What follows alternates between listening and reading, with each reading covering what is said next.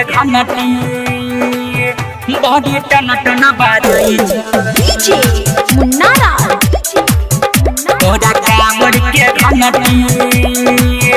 Body टन टन बाजई presented by Lovely Films Entertainment। तोरा कांवर के घंटी बॉडी टन टन बाजई छ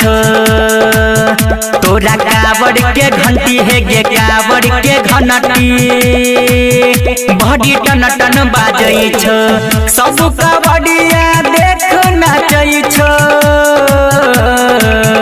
तोरा कांवर के घंटी बॉडी टन टन बाजई छ तोरा कांवर के घंटी बॉडी टन टन बाजई छ डीजे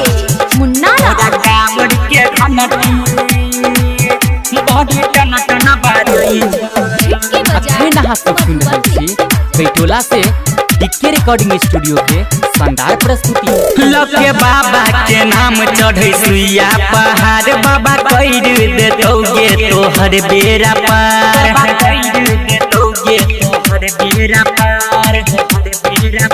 लके बाबा के नाम चढ़े सुइया पहाड़ बाबा कइर देतौगे तोहर बेरा पार बाबा के महिमा छै महान लगा ले ओकरे पर ध्यान दुख भजे तो पूरा पार बाबा के महिमा छै अपार डम डम जका जेना डमरू बाजई छ तोरा कांवर के घंटी बॉडी टन टन बाजई छ तोरा कांवर के घंटी बॉडी टन टन बाजई छ डीजे मुन्ना तोरा राज कांवर के घंटी बॉडी टन टन बाजई के बाजार बॉडी टन टन बाजई के सावन सोमवारी जय हे बाबा दुआरी नाम हुनके छै शंभु भोला त्रिपुरारी